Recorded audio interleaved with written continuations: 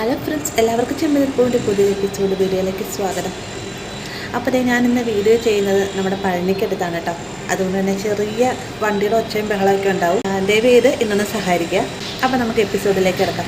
എപ്പിസോഡിൻ്റെ തുടക്കത്തിൽ തന്നെ കാണിക്കുന്ന നമ്മുടെ സച്ചി അരുൺ ഹെൽമെറ്റ് ഇല്ലാതെ ഫോണും വിളിച്ചുകൊണ്ട് വരുന്ന വീഡിയോ ഫോണിൽ പകർത്തുന്നുണ്ടല്ലേ. അതിനുശേഷം ഇതേക്കുറിച്ച് അരുണോട് സംസാരിക്കുന്ന സമയത്ത് ദേഷ്യപ്പെട്ട് അവിടെ നിന്ന് പോവുകയും ചെയ്യുന്നുണ്ട്. എന്നാൽ ഈ സച്ചിയോടായിട്ട് പറയുന്ന നേരം സച്ചി വേറെ പ്രശ്നമൊന്നും ഉണ്ടാക്കണ്ട എന്നൊക്കെ പറയുന്ന നേരത്ത് നീ കണ്ടോ ഇനി എന്താ സംഭവിക്കാൻ പോകുന്ന, അവനുള്ളൊരു പണി കൊടുക്കാനുള്ള അവസരമാണ് എൻ്റെ കയ്യിൽ കിട്ടിയിരിക്കുന്നത്, ഇത് നല്ല രീതിയിൽ തന്നെ താൻ പ്രയോജനപ്പെടുത്തും എന്നൊക്കെ പറയുന്നുണ്ട്. അതായത് നമ്മുടെ സച്ചി അതിൻ്റെ ആ ഒരു വീഡിയോ സോഷ്യൽ മീഡിയയിലേക്ക് പോസ്റ്റ് ചെയ്യാണ് കേട്ടോ. അങ്ങനെ ഒരു വീഡിയോ നല്ല രീതിയിൽ തന്നെ വൈറലാകുന്നുണ്ട്. ഈ ഒരു വീഡിയോ ആരും കാണുന്ന സമയത്ത് സച്ചി മനഃപൂർവ്വം തന്നെ തനിക്കിട്ട് വലിയൊരു ചതിയാണ് ചെയ്തിരിക്കുന്നത് എന്നുള്ള കാര്യം അരുണ് മനസ്സിലാകുന്നുണ്ട്.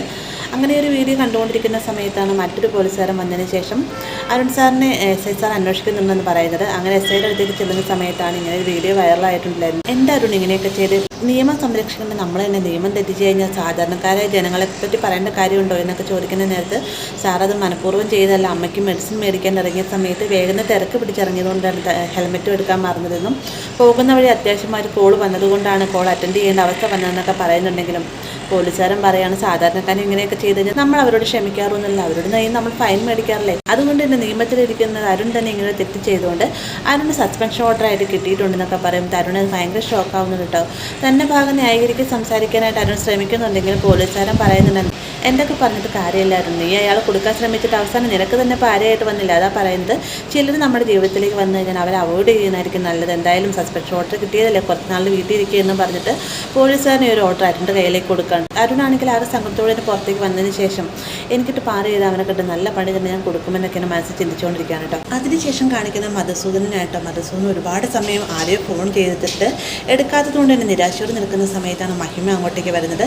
മഹിമ വന്ന് കാര്യം നിൽക്കുന്ന സമയത്ത് തനിക്ക് പ്രിയപ്പെട്ട രണ്ടുപേരെ വിളിച്ചിട്ട് അവർ ഫോൺ എടുത്തില്ല എന്ന് മധുസൂദനൻ പറയുമ്പോഴത്തേക്ക് നിങ്ങൾക്ക് പ്രിയപ്പെട്ട രണ്ടുപേരും ഞാനും എൻ്റെ മോളും അല്ലേ. മഹിമ ചോദിക്കുന്ന നേരത്ത് നിങ്ങൾ എൻ്റെ പ്രിയപ്പെട്ടവരാണ്, പക്ഷെ ഞാൻ പറയുന്നത് മറ്റൊരു പ്രിയപ്പെട്ടവരെ കുറിച്ചാണ്. ഡ്രൈവർ രവീന്ദ്രനും അദ്ദേഹത്തിൻ്റെ മകൻ സച്ചിയുമാണ് താൻ വിളിച്ച് രണ്ടുപേരും ഫോൺ എടുത്തില്ല എന്നൊക്കെ പറയുമ്പോഴത്തേക്കും മഹിമയ്ക്ക് ഭയങ്കര ദേഷ്യമാവുന്നുണ്ട്. മഹിമ പറയുകയാണ് നിങ്ങൾ നന്നായി എന്ന് അവർ വിശ്വസിക്കുന്നത് അതേപോലെ തന്നെ ഞാനും ഒരിക്കലും അത് വിശ്വസിക്കാൻ പോകുന്നില്ല എന്നൊക്കെ പറയുമ്പോൾ ഒരു മനുഷ്യൻ ചീത്തയായി കഴിഞ്ഞത് നന്നായി കഴിഞ്ഞാൽ അത് ആരും അംഗീകരിക്കാനും വിശ്വസിക്കാനും തയ്യാറാവുകയില്ല എന്ന് മധുസൂദനൻ ഭയങ്കര സങ്കടത്തോടെ തന്നെ പറയുന്നുണ്ട്. ആ ഒരു സമയം തന്നെയാണ് മഹിമ പറയുന്നത് ഞാൻ എന്തായാലും മോളെ കാണാണ്ട് ഇന്ന് ആ വീട്ടിലേക്ക് ചെല്ലുന്നത്, നിങ്ങൾ വരുന്നുണ്ട് എന്ന് ചോദിക്കുമ്പോഴത്തേക്കും ഇന്നെന്തായാലും നീ ആ വീട്ടിലേക്ക് പോകേണ്ടതില്ല എന്ന് മധുസൂദനൻ പറയുന്നുണ്ട്. നീ അങ്ങോട്ട് പോകുന്നത് അവിടെയുള്ളവരെ തമ്മിത്തല്ല് കൂടിപ്പിക്കാനും അവിടെയുള്ള സങ്കടങ്ങൾ സന്തോഷിക്കാനല്ല, എന്തായാലും നീ തനിയായിട്ട് അങ്ങോട്ട് പോകേണ്ടതില്ല, ഞാനും വന്നതിന് ശേഷം നമുക്ക് രണ്ടുപേർക്ക് ഒരുമിച്ച് പോകാമെന്നൊക്കെ പറയുമ്പോഴത്തേക്കും മഹിമ ആദ്യം സമ്മതിക്കുന്നില്ല കേട്ടോ.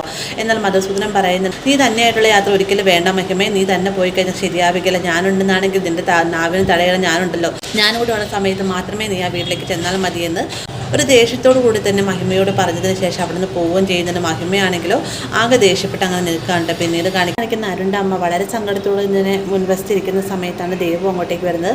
അമ്മയുടെ കാര്യം തിരക്കുന്ന സമയത്ത് അരുണ് സസ്പെൻഷൻ ഓർഡർ കിട്ടിയെന്നും എന്താ കാരണമെന്ന് അറിയില്ല എന്നൊക്കെ അമ്മ പറയുമ്പോഴത്തേക്കും ദേവു വേഗം തന്നെ അരുണിൻ്റെ അടുത്തേക്ക് ചെല്ലാനിട്ടുണ്ട്. കാര്യം തിരക്കുന്ന സമയത്താണ് തന്നെ നിത്യമായിട്ട് ശല്യം ചെയ്യുന്ന ആ റൗഡിയില്ലേ അയാൾ എൻ്റെ ഒരു വീഡിയോ പകർത്തി ആ ഒരു വീഡിയോ സോഷ്യൽ മീഡിയയിൽ ഇട്ടത് നല്ല രീതിയിൽ തന്നെ വൈറലായി, തനിക്ക് സസ്പെൻഷൻ ഓർഡർ കിട്ടിയെന്നൊക്കെ പറയുമ്പോൾ ദേവു ഇത് ചിരിക്കുന്നുണ്ട്.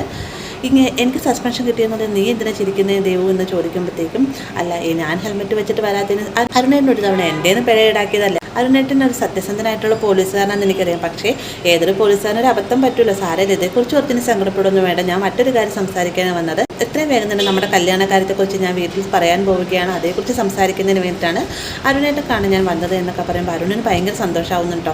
അതിനുശേഷം അരുൺ ദേവുവിനോടായിട്ട് പറയുന്നത് ഈ ഒരു നിമിഷത്തിന് വേണ്ടിയിട്ടാണ് ഞാൻ കാത്തിരുന്നത്, നീ വീട്ടുകാരോട് പറയുന്ന ആ ഒരു നിമിഷത്തിന് വേണ്ടിയിട്ട് ഞാൻ എത്ര നാളായി കൊതിച്ചിരിക്കുന്നതെന്ന് അറിയാമോ എന്നൊക്കെ പറഞ്ഞുകൊണ്ടിരിക്കുന്ന സമയത്താണ് അരുണിൻ്റെ അമ്മ അങ്ങോട്ടേക്ക് വരുന്നത് കേട്ടോ. അപ്പോൾ തന്നെ അരുൺ ചെന്നിട്ട് അമ്മയോട് പറയുന്നത് അമ്മയെ കേട്ടില്ല, ദേവു വീട്ടിൽ സംസാരിക്കാമെന്നാണ് പറഞ്ഞതെന്നൊക്കെ പറയുമ്പോഴത്തേക്കും അരുണിൻ്റെ അമ്മയ്ക്കും ഭയങ്കര സന്തോഷമാവുന്നുണ്ട്. പിന്നീട് കാണിക്കുന്ന രേവതിയാണ്. രേവതി ദേവു വരുന്നത് നോക്കിയിരിക്കുകയാണ് കേട്ടോ. ദേവു വന്ന വഴിക്ക് തന്നെ പറയുന്നത് സോറി ചേച്ചി ഞാൻ കുറച്ച് ലേറ്റായി പോയി എന്നൊക്കെ പറയുമ്പോൾ കുറച്ചൊന്നുമല്ല കുറച്ചധികം ലേറ്റായി പോയി, ഞാൻ വീട്ടിൽ നിന്ന് ഇറങ്ങാൻ നിൽക്കുന്ന സമയത്താണ് നീ വിളിച്ചിട്ട് പറഞ്ഞത് വരുന്നത്, എനിക്ക് ചേച്ചിനോട് അത്യാവശ്യമായിട്ട് സംസാരിക്കേണ്ടത്, എൻ്റെ ദേവു എൻ്റെ കാര്യമെന്ന് പറയാമെന്നൊക്കെ പറയുമ്പോഴത്തേക്കും ദേവു തൻ്റെ കല്യാണക്കാര്യത്തെക്കുറിച്ച് സംസാരിക്കാൻ കേട്ടോ.